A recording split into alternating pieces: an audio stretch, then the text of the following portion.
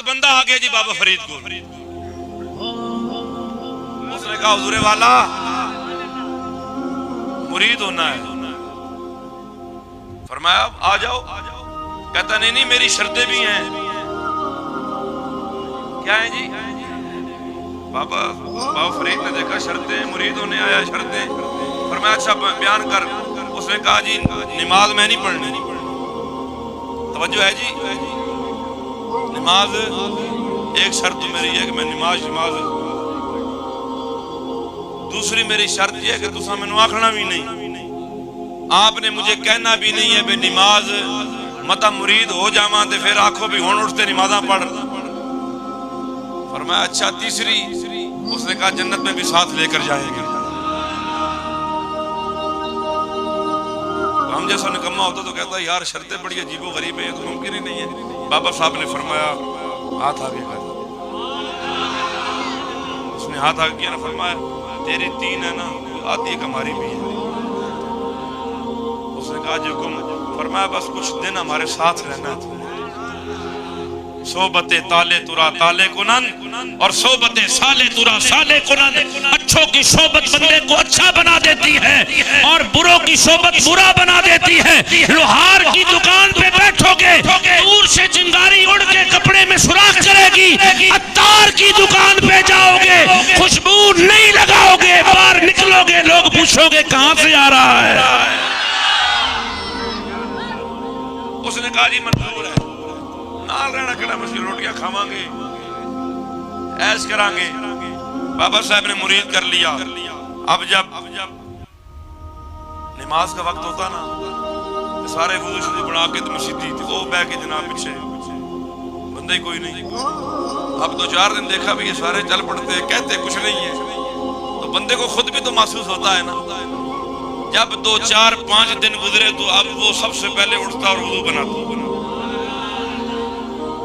بابا صاحب بعد میں پہنچتے، وہ پہلے پہنچتا، اور وقت آیا کہ پاک پتن میں اس سے بڑا تہجد گزار مریدین میں کوئی نہیں رہا۔ نمازیں تو کیا ہیں، کبھی چاشت ہے تو کبھی اشراق ہے، کبھی اوابین ہے، کبھی قیام اللیل ہے۔ بابا صاحب نے پوچھا تینوں کی ہویا، اور تو کہتا تھا میں نے پڑھنی نہیں ہے، مجھے کہنا بھی نہیں ہے۔ اس نے کہا بس فرید کو دیکھ کر فرید کا رنگ چڑھ گیا ہے۔ اب یہی بات کسی اور کے سامنے کرے تو وہ کہے گا تو کافر کر نہیں، میں کافر نہ ہو جاؤں۔ صوفیاء کی تربیت کا طریقہ کار ہے، محبت بانٹتے ہیں، محبت کا سودا کرتے ہیں، اور یقین مانے کہ محبت کا جو سودا ہے نا اس میں گھاٹا نہیں۔ ہم ایک بھینس لے آئے، کیا چیز؟ بھینس لے آئے پنجاب سے نا۔ اس بھینس کو کسی نے زندگی میں، اس کی زندگی میں بچپن سے اس عمر تک کبھی رسی نہیں ڈالی۔ یہ نہری علاقوں میں نا بھینسیں کھلی ہوتی ہیں، باڑوں میں ڈال دیتے ہیں، نہ پاؤں میں سنگل ہے نہ ناک میں نکیل ہے۔ اب اس کو جب انہوں نے پکڑے گاڑی پہ چڑھایا تو بڑی مشکل سے 5-10 بندے لگے، انہوں نے گیئر کو گرا کے اوپر چڑھایا۔ اب وہ ہمارے فقیر آباد شریف آستانے پر پہنچ گئی، یہ 3 سال پہلے کی بات ہے۔ اب جناب نزدیک کوئی نہ جائے گاڑی میں، مجھے انہوں نے کہا جی بھینس تو آنکھیں نکالتی ہے، سینگ ایسے کرتی ہے، بندھی ہوئی ہے۔ میں چلا گیا، میں نے بھی تھوڑی کوشش کی لیکن میں نے کہا خطرناک ہے۔ میں نے کہا گاڑی تم نہ گیٹ سے اندر کھڑی کرو اور گیٹ کو کنڈا لگاؤ، اگر خدا نخواستہ قابو نہ آئی تو اندر تو رہے۔ اب خیر رسی میں نے خود کھولی لیکن وہ تو ناراض تھی، اسے نفرت ہو رہی تھی کہ مجھے پکڑ کے کہاں میں آزاد ماحول میں پلی اور مجھے پکڑ کے گاڑی میں لاد دیا، رسیاں باندھ دی، جیسے ہی اتنی دوڑ لگا دی۔ اب جو بندہ اندر جائے نا تو دور سے آنکھیں نکالے اور دوڑ لگا دی، سارے بندے بھاگے بھئی یہ تو مارے گی۔ 3-4 دن اندر گھومتی پھرتی رہی، وہ جوار لگی ہوئی تھی کھاتی پیتی رہی، پانی بھی ہم نے رکھ دیا۔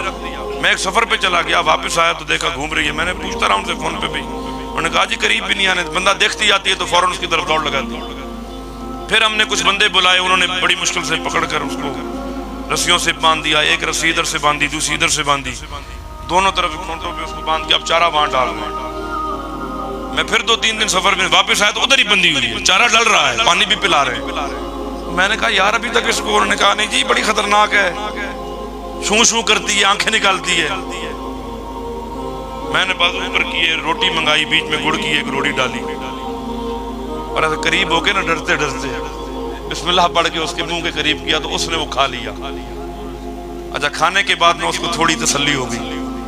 اب میں گھنٹے کے بعد پھر آ کے میں نے گڑ لیا, روٹی میں ڈالا, پھر اس کو ڈالا.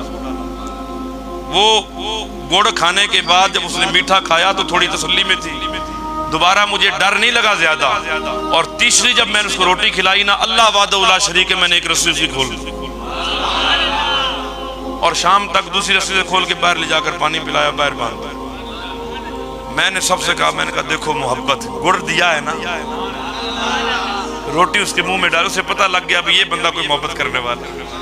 ڈنڈے اٹھاتے ہو, اسے ہوں کرتے ہو, آنگرے لگاتے ہو, وہ تو پہلے ڈری ہوئی ہے. ہمارا حال یہی ہے کہ ہم جو لوگ پہلے بھاگے ہوئے ہیں ان کو مزید ہم بھگا رہے ہیں. ہم سینے کیوں نہیں لگاتے؟ مصطفیٰ کا طریقہ یہی ہے. حضور نبی کریم کے غلام آتے نا, اس زمانے میں کپڑے چونکہ وہ ہوتے تھے اون کے, اور وہ مسلسل 6 8 10 20 دن پہنتے تھے لوگ, پسینے آتے پھر اس کے اندر بو پیدا ہو جاتا. لیکن رسول اللہ نے کبھی غلاموں کے پسینے کی بدبو سے نفرت نہیں کی. غریب آتے نا, ادھر فرماتے او ادھر آ کے نا سینے لگا کے بغل میں لے لیتے. حضور بازار میں جاتے نا, بازار میں کھڑے ہونا ذرا, ایسے صحابی کھڑا ہوا ہے تم سمجھانے کے لیے, ایسے سبزی بیچ رہا ہے. سرکار دو عالم گئے نا, حضور نے ایسے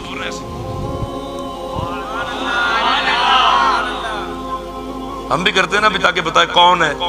سرکار نے نا بھرے بازار میں ایسے ہاتھ رکھ لیا تو اس نے پیچھے ہو کے نا اپنی کمر سے حضور کی پیٹ سے ایسے کپڑا اٹھا کے نا تو اپنی کمر رگڑنا شروع کر دی. او حضور فرماتے ہیں یہ کیا کر رہا ہے؟ اس نے کہا اپنے آپ پہ جہنم کی آگ کو حرام کر رہا ہوں. حضور نے فرمایا تو نے مجھے کیسے پہچانا؟ اس نے کہا یا رسول اللہ جس گلی سے آپ گزر جاتے ہیں نا 2 دن بعد بھی بندہ جائے تو پتہ لگتا ہے محمد یہاں سے گزر گئے ہیں. یہ مفتی صاحب کی شان ہے جی. مفتی صاحب نے ایسے مجھے کر لیا جی تو مفتی ہی نہیں ہے, پیر صاحب نے ایسے کیا تو پیر ہی نہیں ہے.